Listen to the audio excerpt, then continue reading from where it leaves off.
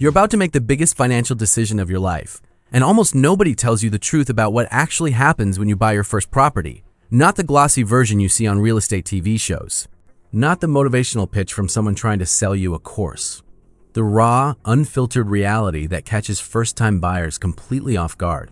And if you get this wrong, we're not talking about losing a few $100s. We're talking about being trapped in a financial nightmare for years. So before you hand over that deposit, before you sign anything, watch this entire video because what I'm about to share could save you from making a catastrophic mistake.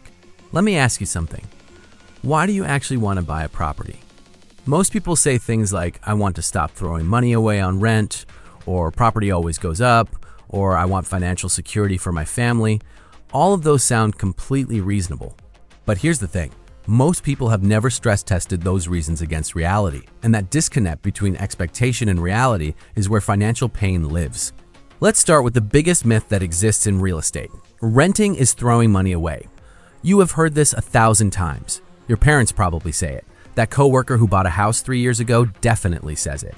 But here's what they are not calculating. When you buy a property, you also throw money away, just in different buckets.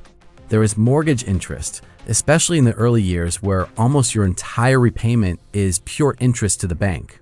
There are council rates, water rates, strata fees if applicable, building insurance, landlord insurance if you are renting it out, and maintenance costs that nobody warns you about.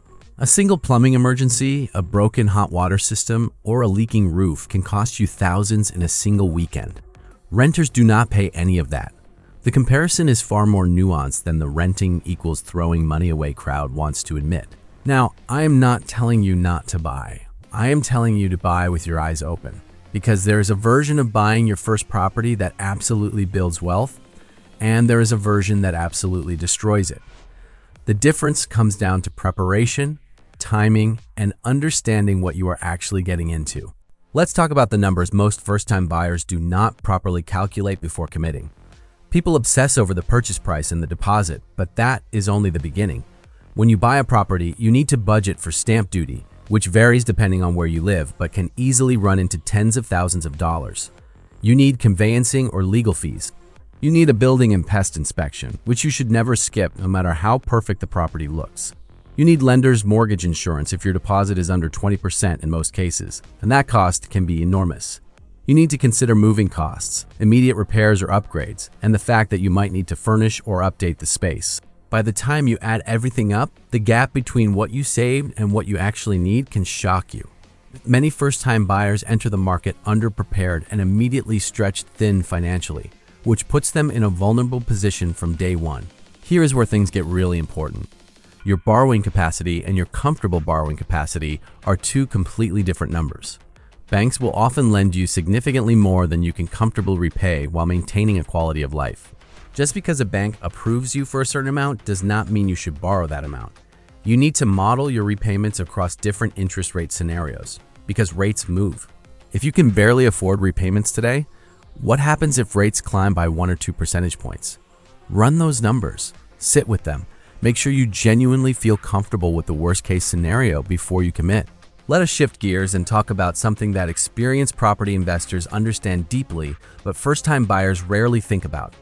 Not all properties are created equal, and the property you buy as your first purchase can either accelerate your wealth journey or stall it for a decade.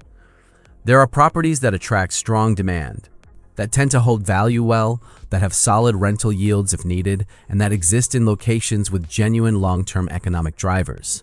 And then there are properties that look appealing on the surface, perhaps a new build in an oversupplied area, or a beautifully presented unit in a building with massive strata levies, or a house in a town where employment is declining. The facade can be stunning while the fundamentals are weak. When assessing a location, you want to be asking questions like, is there genuine infrastructure investment happening here? Are there multiple employment hubs nearby? Is the population growing or shrinking? What is the vacancy rate for rentals in this area? These questions matter enormously because property markets are not monolithic. Different suburbs in the same city can have wildly different performance histories and futures. Do not buy a postcode just because it sounds good or because a friend bought nearby. Do your own research. Now, let us talk about the emotional trap. Property buying is one of the most emotionally charged financial decisions a person can make, and real estate agents are trained professionals at working with that emotion. The moment you fall in love with a property, your ability to negotiate rationally diminishes. You start justifying overpaying. You start overlooking red flags in the building inspection report. You start telling yourself stories about why this one is different, why the premium is worth it, why you need to move fast before someone else snaps it up. And that emotional state is exactly when bad deals get made. The antidote is preparation. If you know your maximum number before you ever walk into a property, if you have done your research on comparable sales in the area, if you have set a hard ceiling and committed to it, you protect yourself from making a decision you will regret. Walk away from any property where you feel pressured, where the timeline feels manufactured, or where you cannot get the proper inspections completed. There will always be another property. There will not always be another chance to undo a bad purchase. Let me give you something practical. Before you engage seriously with any property, do what I call the 3-filter test. Filter 1 is fundamentals. Does this property have strong bones in terms of location, land component, infrastructure, proximity, and demand drivers? Filter 2 is financials. Can you genuinely afford this at a conservative interest rate estimate with a buffer without sacrificing your basic financial health? Filter 3 is flexibility. If your circumstances change significantly in the next 2 years, could you rent this property at a yield that at least covers most of your costs? If a property passes all 3 filters, it deserves serious consideration. If it fails even one, pause and investigate why before proceeding.